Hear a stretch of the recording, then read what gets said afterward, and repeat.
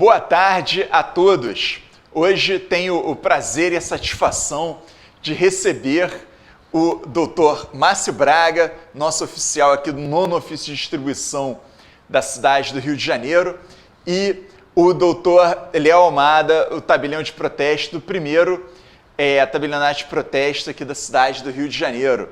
Eu tenho o prazer de receber os dois, tenho o prazer e de ter a honra de você que está nos assistindo aqui no canal da Enoreg RJ, de nos ver, e hoje falaremos sobre segredos da Constituinte, 1987-1988. Os dois foram muito atuantes em prol do artigo 236 da Constituição Federal, que é o artigo que regulamenta as atividades notariais e registrais no âmbito do nosso texto constitucional.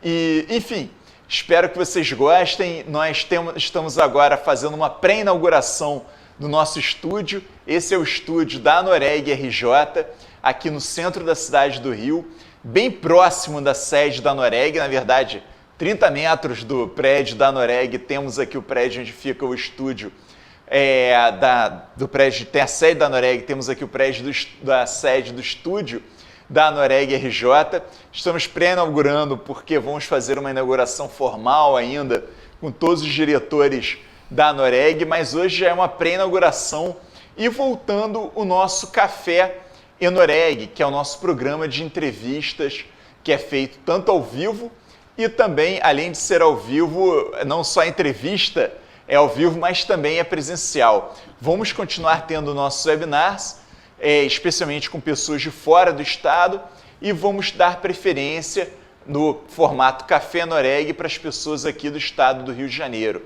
Lembrando que nós temos, no dia 16 de fevereiro, nós temos com a doutora Elza de Farias, lá tabeliando em Osasco, São Paulo, nós teremos o webinar a respeito de questões controvertidas sobre testamento. Então, estarei com vocês dia 16 de fevereiro agora de 2022, inscrições abertas. E você que esteja assistindo e não está inscrito ainda no nosso canal, se inscreva no nosso canal da Enoreg RJ, clicando no sininho que tem debaixo do vídeo. E aí você receberá notificações. Nós colocamos conteúdo novo toda semana. Essa semana ainda, amanhã, estaremos postando o último vídeo da série Cédulas de Crédito Rural, do Dr. Marcelo Brandão. E semana passada, nós tivemos o último vídeo da série Aquisição de Imóveis Rurais para Estrangeiros, da doutora Silvia Penchel. Eu sou Alex de Mendonça Cavicchini, sou oficial do 4º Registro de Imóveis do Rio de Janeiro e diretor da Enoreg RJ.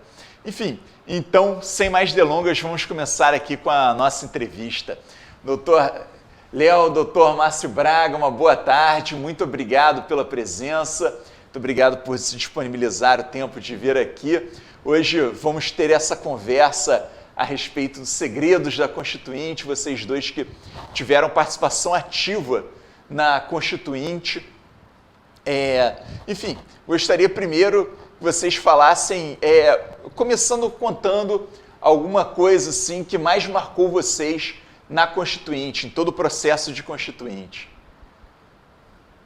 Começa o Léo? Pode. Aqui nós somos dois titulares, com mais de 60 anos de exercício da função notarial registral aqui na cidade do Rio de Janeiro, tanto o Léo quanto eu. Me parece que eu sou até o decano da classe, eu já estou completando 65 anos. 65 anos que exerço essa função. E isso, só para complementar, tem muita gente que, especialmente curseiros mais novos, não tem nem 65 anos de idade. E o doutor Márcio Braga tem 65 anos de classe. 64 vai completar 65 anos de classe. Isso. Então não é de idade, de idade não vou revelar aqui, né? De idade eu tenho 85 anos. Então, enfim, não fui eu que perguntei, vocês estão de testemunha. Comecei muito cedo. Uhum. E o Léo, somos companheiros aqui de funções há mais de 60 anos. Quantos anos você tem, Léo? Eu tenho 60 anos. De idade 83, de profissão 60. 60, então. Quando o Léo chegou, eu já estava. Isso é Nós verdade. estamos juntos desde então. E na Constituinte, na Assembleia Nacional Constituinte, vamos dizer, cada um de nós estava de um lado do balcão.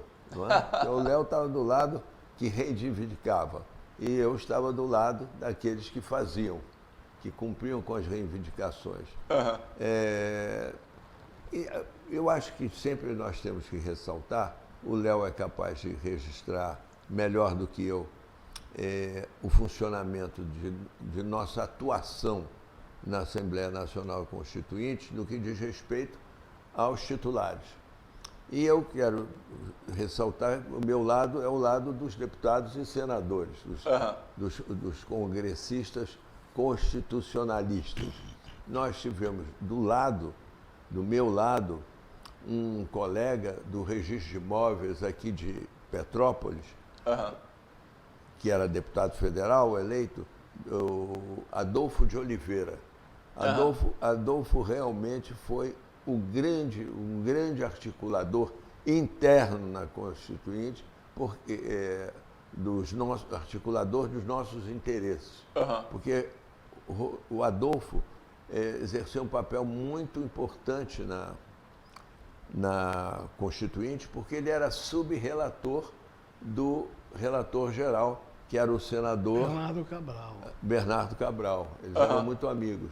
Então, isto tudo facilitou muito a tramitação dos nossos interesses através do trabalho de campo, vamos assim dizer, com o do general que comandava, que era o Bernardo Cabral, e o Adolfo de Oliveira teve um papel fundamental nesses interesses, no desenvolvimento desses interesses.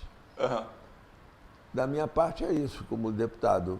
O Léo pode falar melhor, porque eles estabeleceram lá na nossa classe uma comissão, que me parece era presidida a comissão pelo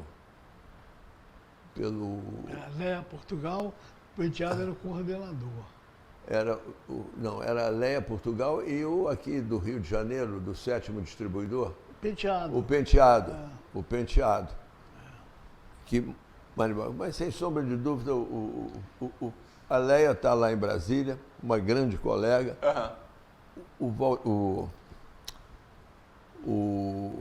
Do 7º distribuidor, o Penteado, infelizmente, já faleceu. Sim. E a grande figura, vocês não têm a menor dúvida dessa comissão, foi o Léo. O Léo é que era o... Então, doutor Léo, o que o senhor tem inicialmente para nos contar?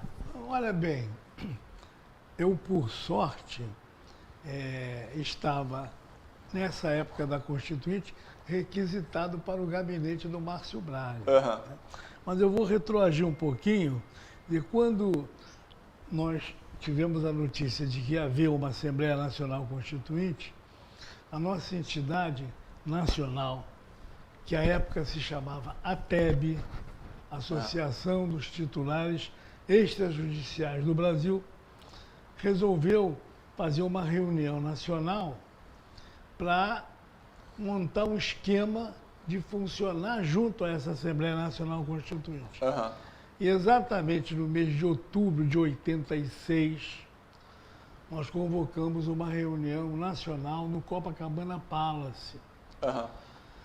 E vieram colegas de todo o país. E essa reunião nacional concluiu que havia necessidade de nós formarmos um grupo de trabalho com 13 membros, colegas de alguns estados do país, para funcionar junto à Assembleia Nacional Constituinte. E que praticamente moraríamos lá durante essa tramitação da Assembleia. E a Léa Portugal, que o Márcio falou ainda há pouco, era presidente dessa entidade nacional.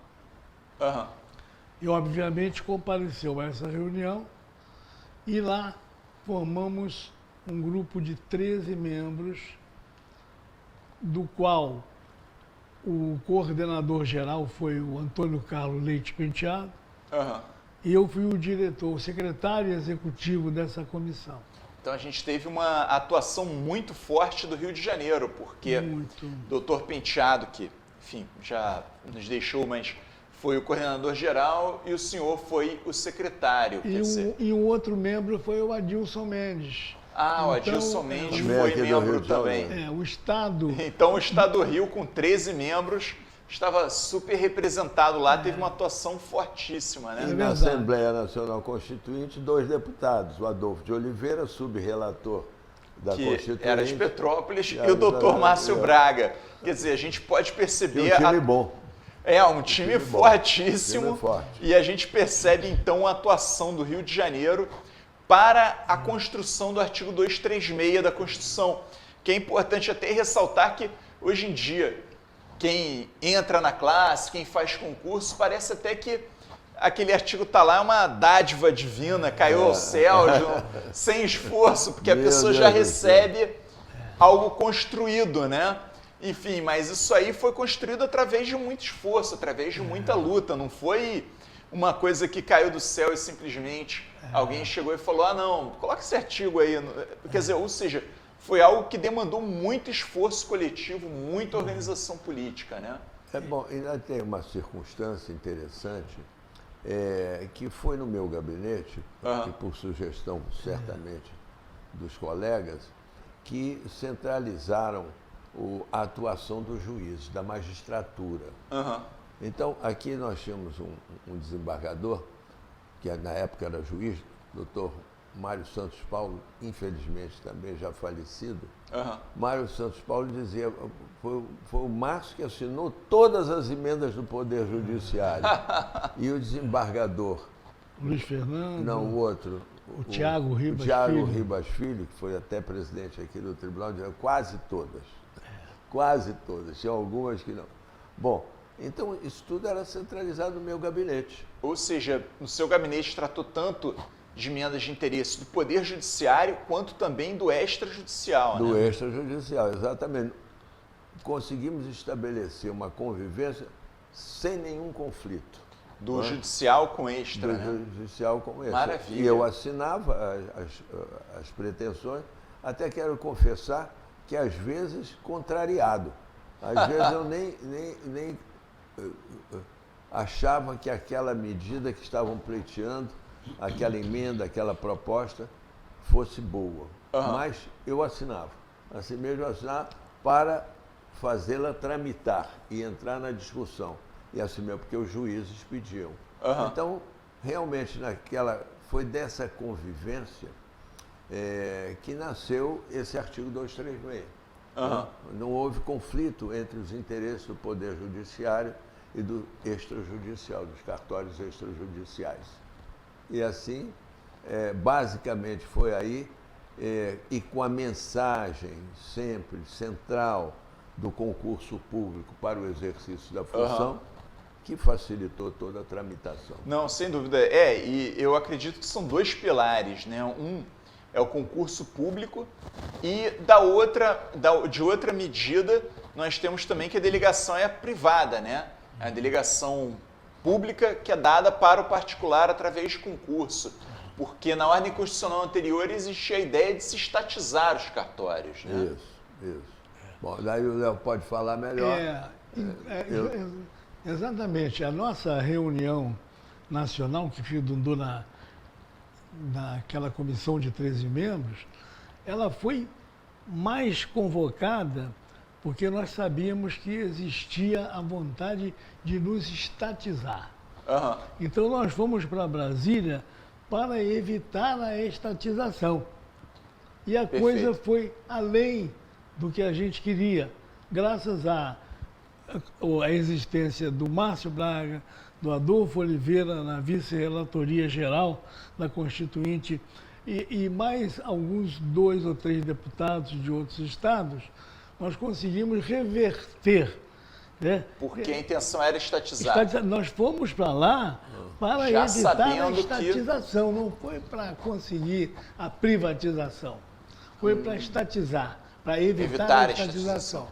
E outro detalhe muito importante é que a gente também foi querendo acabar com aquilo que diziam em todo o país, que os cartórios eram hereditários. De pai para filho, era capitania hereditária, né? Isso aí.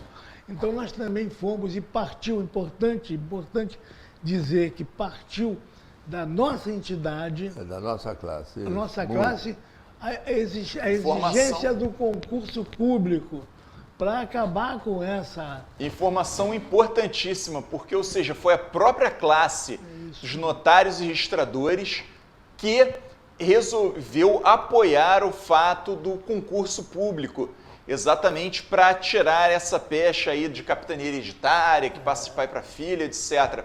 Ou seja, não foi outra classe que pensou nisso, não foi outra pessoa, não foi... enfim, não foi outra pessoa, não saiu de fora, é algo que veio de interno e de interno da classe, foi iniciativa da classe. Então isso também é uma informação muito interessante para aqueles que não tinham esse conhecimento, porque a maioria das pessoas não sabe disso, que é a iniciativa da classe, né? A classe, naturalmente, com o apoio do Márcio, claro, né, do Adolfo Oliveira e do próprio relator-geral, o senador Bernardo Cabral. Por quê? Porque o senador Bernardo Cabral era um advogado militante e, apesar de amazonense, ele era residente no Rio de Janeiro, como é até hoje, e conhecia o nosso trabalho. Soube que o nosso trabalho era executado de uma maneira eficiente, correta. Sim. Ele, então, como relator-geral, apoiou essa sugestão, essa emenda que nós sugerimos, e graças a Deus ela permitiu que nós hoje tenhamos colegas como você na classe. Se não fosse isso, você não estaria aqui. Sem dúvida, como não, sem você, dúvida. Muitos magistrados, muitos promotores, muitos defensores públicos hoje compõem a nossa classe, não é? E graças a essa luta, que realmente, voltando a falar da magistratura, tinha ocasiões que a Constituinte funcionava até nos finais de semana. E, às vezes, os magistrados tinham que voltar para os seus estados e pediam ao Márcio, olha, vamos deixar essas emendas aqui, porque havia um limite de 5 emendas para cada parlamentar. E o Márcio assinava essas e conseguia a assinatura de outros colegas para mais 5 emendas. E a magistratura veio embora e nós lá conseguimos levavam aprovar. Em frente às emendas da magistratura, mesmo com o pessoal voltando, tendo que voltar para uma luta diária, né? Por isso, naquela época, chamava de a família forense, notários, registradores e os magistrados, né? E que eu espero que ela continue assim, não é? Havendo harmonia entre nós. E agora, para chegar à Noreg, a TEB, como eu te falei, era que comandava nacionalmente. Depois da Lei 8935, 2 dias após a promulgação da lei, nós resolvemos trocar o nome, né? Porque começou a Constituição lá estabelecendo notários e registradores, disse, vamos agora mudar o nome da ATEB para uma outra sigla, que passou a Associação dos Registradores, dos notários registradores. Até o pessoal brincava, pô, Léo, isso parece nome de remédio, Anoreg. Eu digo, mas não é. Aí, a partir daí, em 94... Interessante, a gente está sabendo também o nome da entidade, né? Que nasce. Como que nasceu o nome da entidade. 94. E outra coisa, até essa época, a TEB, ela se instalava numa sacola de supermercado que eu levava. Eu, como secretário executivo da entidade, a gente ia se reunir... Levava com os livros. Levava uma sacolinha. Até que nesse dia da reunião nacional, que resolveu, 2 dias após a promulgação da nossa lei... Sanção. Sanção. A sanção da lei. Isso, Sanção resolveu fazer uma reunião para nos adaptar à nova nomenclatura. Não é? E aí eu falei, gente, eu não quero mais continuar carregando essa sacolinha. Vamos montar aqui uma sede aqui em Brasília. E aí, nesse dia, começamos a angariar fundos, os colegas que compareceram, para comprar uma sala lá no edifício que até hoje nós estamos instalados.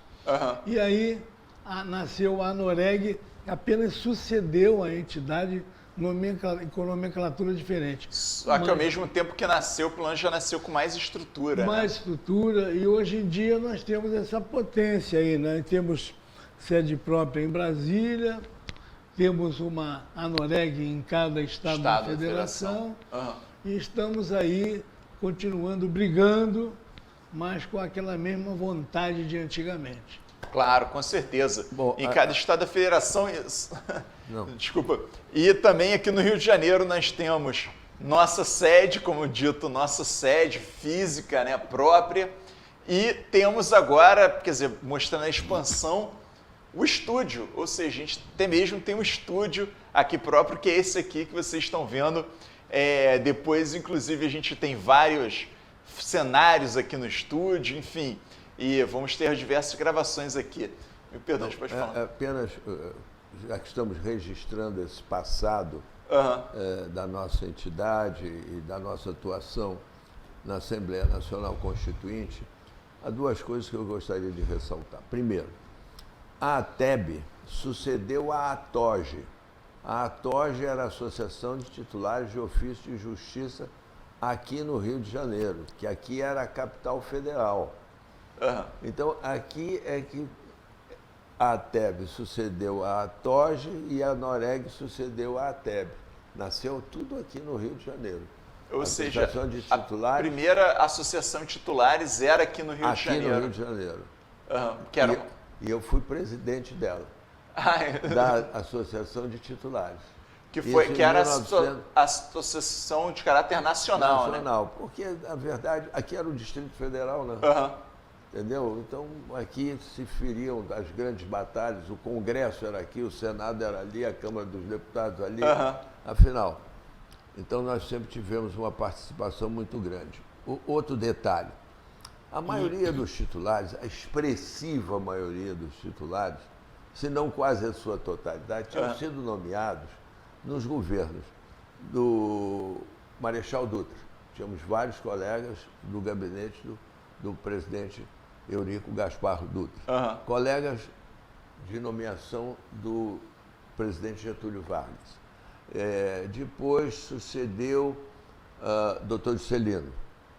Então, eram chefes da Casa Civil, eram membros do Gabinete Civil, membros do Gabinete Militar na época do Dutra, tivemos prefeito do Distrito Federal, ministro do Trabalho, ministro da Justiça, ministro disto e daquilo. Afinal, era uma classe altamente representativa e, geralmente, essas figuras, nem todas eram aqui do Rio de Janeiro. Claro. Não é? Serviram ao governo federal durante o mandato desses presidentes, mas vinham de fora, não é? De Minas, afinal, do Brasil inteiro. Então, há que se ressaltar isso. 2, o Léo é capaz de rememorar isso com mais precisão até do que eu. A participação do senador mineiro, eleito aqui pelo Rio de Janeiro, e que era um grande jurista, o senador... Deixa eu ver aqui, não me lembro dele. Não. Melo Franco. Afonso Arinos. Afonso Arinos e Melo Franco. Afonso Arinos. O Afonso Arinos foi, na verdade, era um grande jurista, um homem muito respeitado, foi eleito aqui pelo Senado Federal como homenagem do povo carioca e brasileiro para que ele estivesse lá na Assembleia Nacional Constituinte. Ele já, naquela época de vida, ele que havia sido deputado, havia sido ministro, isso e aquilo, já estava meio aposentado e foi levado à Assembleia Nacional Constituinte pelo povo do Rio de Janeiro como um representante dos juristas brasileiros. E foi ele quem fixou aquele artigo 236. Foi o Afonso Arinos. Foi ele, o dedinho dele, não foi? O Léo é capaz de rememorar ele botou no lugar certo. Ele colocou no lugar certo. Por que ele colocou no lugar certo? Porque topograficamente. A nossa privatização, ela estava colocada lá no Poder Judiciário. E ele falou, não, isso aqui, ele fez assinar aqui, não pode ficar, tem que ir para as disposições constitucionais. Gerais, né? Aquela do E ele aí deslocou para lá. Para defender a privatização.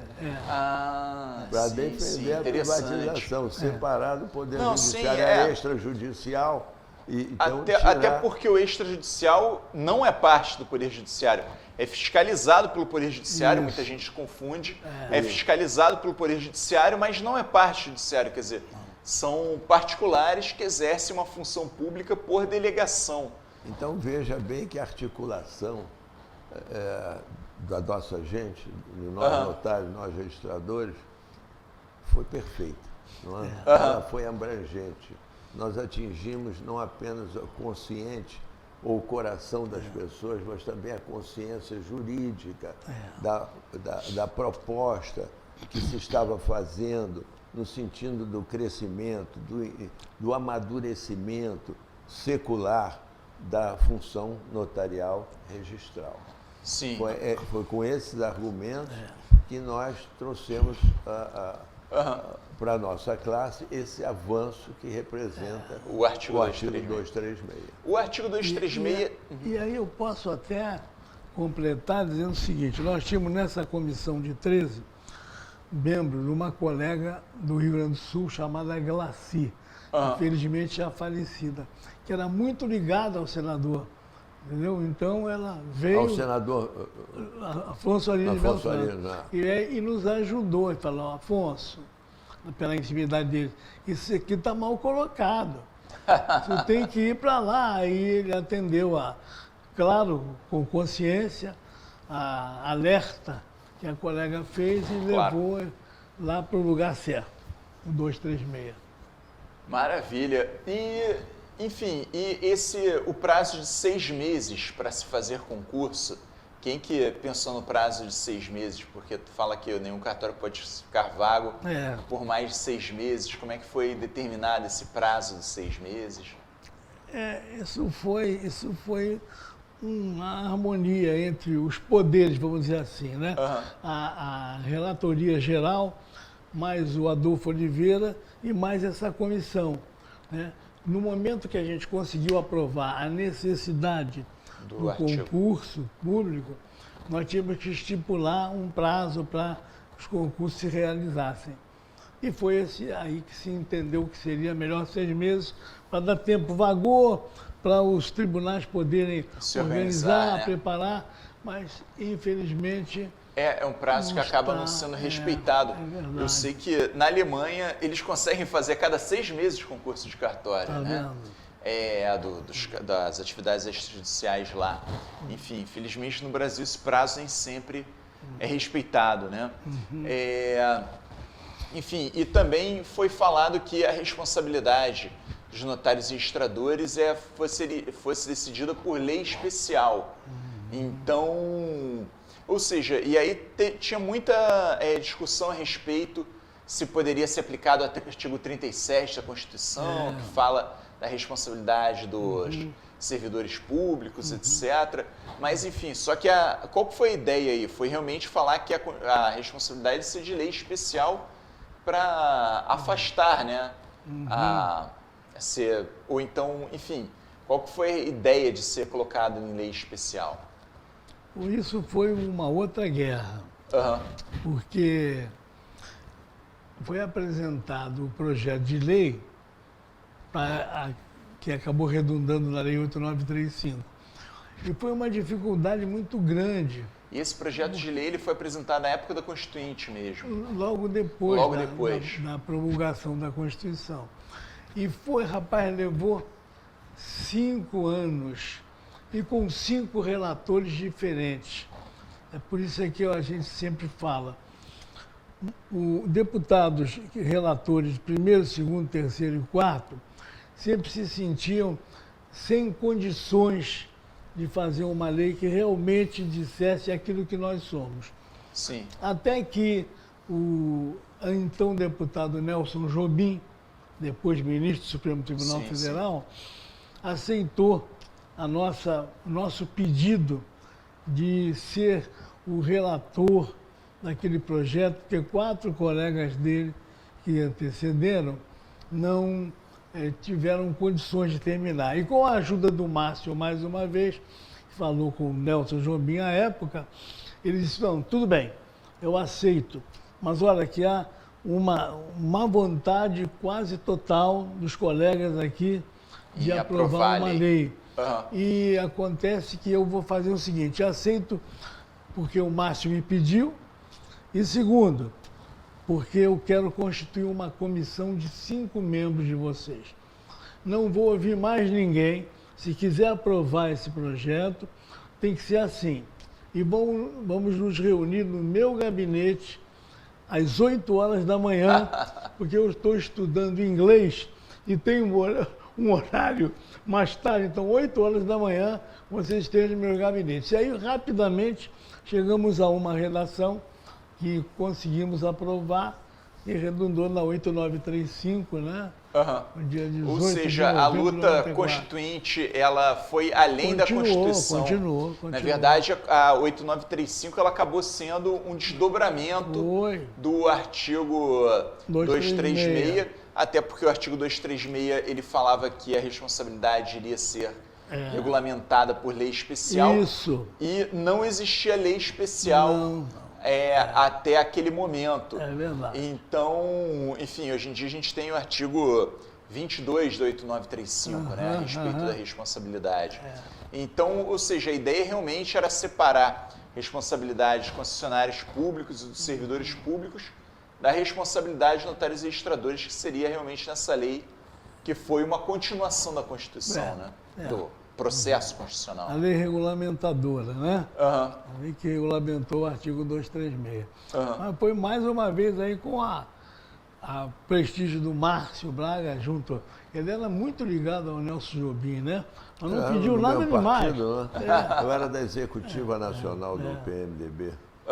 E o Nelson era colega. O Nelson chegou na Câmara depois de mim. Eu cheguei lá na eleição de 82, ele chegou na eleição de 86. E o Nelson realmente é uma figura espetacular,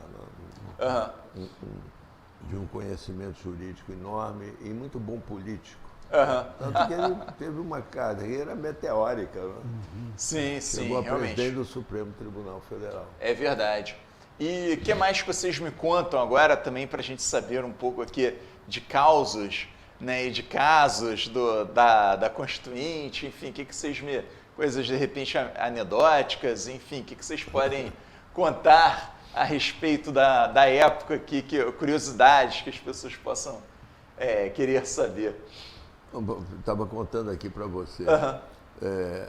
Então a gente desempenhava um papel político, um papel técnico, não é? Como tabelião que era na cidade do Rio de Janeiro, em contato com os colegas, mas também fazia militância política lá dentro. Claro. Do plenário. Uma vez, o senador Nelson Carneiro... Da lei do divórcio. Não, o da lei do divórcio. É um homem público da melhor qualidade, o Nelson Carneiro. E um legislador profícuo, sabe? O Nelson fazia uma proposta legislativa quase que diária. É incrível. O trabalho do Nelson Rodrigues, o trabalho legislativo do Nelson Rodrigues é admirável. Mas ele era contra a gente. Ele tinha um diferencial conosco. E uma vez eu peguei o Nelson Rodrigues. Carneiro. Nelson Rodrigues, eu falei? Carneiro. Nelson Carneiro. Nelson Carneiro distribuindo na Assembleia, no plenário, um documento, uma proposta dele que era contra nós. distribuindo, botando nas bancadas todas e tal. É o que fiz eu. Você vê que a gente tem trabalho de tudo lá. Esperava ele passar 1, 2 bancadas, eu ia atrás tirando papel e jogando.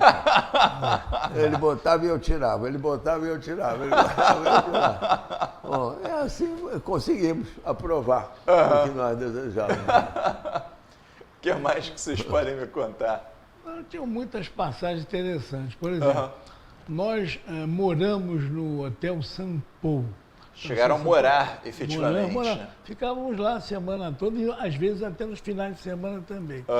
E ali também moravam alguns deputados. Sim. Para a época, Haroldo de Oliveira, recentemente falecido, como senador agora, era um homem que participava, jantava junto com a gente e trocávamos ideias, sempre querendo angariar simpatia para a nossa classe. E a gente conseguiu, porque, modéstia à parte, a nossa classe sempre foi uma classe muito combatida e a gente precisava mostrar que nós não éramos aquilo que achavam que nós éramos. Sim. Principalmente dizendo que cartório passava de pai para filho. E com isso nós fomos fomentando os parlamentares, que acabou, no final, conseguindo aprovar o 236 como a gente queria que ele fosse, né? Agora, a luta foi muito grande, muito grande, muito grande, muito grande, muito grande. Eu, à época, às vezes lembrava, eu estava, nessa época, com uma situação mais ou menos difícil, financeiramente falando, eu, às vezes, vinha para o Rio de ônibus, rapaz. Caramba. A nossa entidade não tinha condição de bancar a passagem de todos, né? Vinha de ônibus pro Rio, chegava aqui morto. Até porque a entidade era em grande parte a bolsa, né? Era a bolsa, sacolinha de supermercado. Mas foi uma satisfação muito grande, né? E também a satisfação grande que eu fui um dos 5 colegas que participaram da comissão junto ao Nelson Jobim para fazer essa lei, né? Então eu tenho grande satisfação de ter colaborado com a classe, até hoje, como o Márcio Braga também, e vendo vocês, novatos aí, com capacidade suficiente para continuar a ser aquilo que nós ainda somos. Maravilha, maravilha. Não sei se tem como alguém está conseguindo ver a gente, se quiser mandar alguma pergunta, alguma coisa, se estiver ao vivo, não sei como é que está aqui a nossa primeira transmissão. Mariana, tá ao vivo a nossa transmissão? Então tá, então se alguém quiser enviar aqui, já envia aqui para Mariana, via YouTube mesmo, alguma pergunta, algum comentário a respeito da Constituinte de 1977-88, ou mesmo da feitura aí da Lei 8935 de 94. Mas, enfim, e aí vocês ficaram na base no Hotel Sampo, né? Hotel Sampo. Em Brasília. E o trabalho como é que era? Era diário que vocês iam até o Congresso? Diário. Conversar com os parlamentares? Diário. Chegava de manhã e saía à noite. Então todo foi muito dia. Intenso mesmo, né? Foi. Praticamente 2 anos, né? Começou em fevereiro de 87 até outubro de 88. Fevereiro de 87 até outubro... De 88.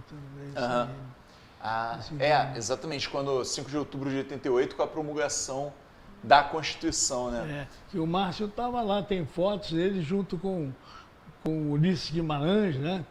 Foi também um grande comandante disso tudo. Sim, o grande artífice da Constituição, Ulisses Guimarães. Verdade. Doutor Gilberto Augusto aqui falando que está sendo maravilhoso ouvir. Enfim, então, mandando boa tarde a todos, Gilberto Augusto lá de São Gonçalo. Enfim, outras pessoas que quiserem mandar comentários, perguntas, aproveitem e façam isso. Eu não pedi comentários e perguntas antes, porque eu não sabia se a gente conseguiria estar ao vivo. Aproveito aqui para avisar também que aqui no estúdio nós temos a presença aqui do Dr. Reinaldo Bussieri, o nosso presidente de nossa entidade. Enfim, e que realmente foi o grande mentor aqui, o grande idealizador do nosso estúdio. Então, quer dizer, foi um ano e meio muito tenso e tiveram muitas questões além, obviamente, das questões notariais e registrais, foram debatidas na Constituição, né? Por exemplo, tem aquele artigo do ato das disposições constitucionais transitórias que fala que substitutos, né, há mais de 5 anos, quando a promulgação da Constituição, eles seriam efetivados, né? Como é que foi esse artigo da disposição constitucional transitória? Veja bem, ali você não está querendo se referir a uma emenda constitucional. Eu não sei. Isso aí está numa emenda constitucional. De 1982, se não me engano. Uhum. Nas disposições transitórias, consta que aquelas serventias que tinham serviço estatizado, ao se pagar, passaria a ser privatizado. No artigo 32, me parece, das disposições constitucionais transitórias. Uhum. Você não tem aí a Constituição, não, né? Não. Me parece que é o artigo sim, da Constituição anterior existia que, ao vagar, eles iriam ser estatizados. Tinha essa previsão constitucional, sim. Mas foi exatamente na Constituição anterior. Me parece que artigo 208 da Constituição anterior que previa essa condição. Os substitutos que tivessem 5 anos na mesma serventia, né, quando ocorresse a vacância, eles se efetivariam. Né? Foi artigo 208 da Constituição anterior. Uma emenda constitucional. E essa emenda constitucional também previa, se não me engano, a estatização dos cartórios, né? Também. E aí eu acho que era com a vacância, eles seriam estatizados, né? Aí entra mais uma vez a luta aí do Márcio Braga para conseguir derrubar isso aí. Sim, tanto é que existem algumas poucas serventias ainda, alguns servidores, né, concursados, que têm estabilidade, enfim, e que eles são pagos pela serventia, mas recolhem a previdência para a previdência dos servidores de cada estado, né? Isso. É uma situação ainda híbrida, né? Exatamente desse remanescente. Até hoje. É isso aí. Mas estamos aí vivos, né? Continuando a trabalhar pela classe. E o pessoal pergunta, mas vocês não envelhecem? Aí a gente responde, porque a gente não para de trabalhar. Por isso, quem não para de trabalhar não tem tempo de envelhecer, né? Eu diria que é uma boa frase, né? Sabedoria, sem dúvida. Enfim, então partimos agora para o encerramento. Eu venho aqui agradecer a presença do Dr. Léo Almada, a presença do Dr. Márcio Braga. Enfim, dia 16 de fevereiro teremos aí o nosso próximo evento, o nosso próximo webinar. E como encerramento, aproveito aí para deixar para vocês falarem algumas palavras finais, se tiverem mais alguma coisa para contar. Bom, eu tenho uma palavra no final. Sim. Que acho que é um momento para dizer o que está se passando no que estou pensando. A ideia do concurso público foi a ideia força que nos levou à privatização, não tenho a menor dúvida.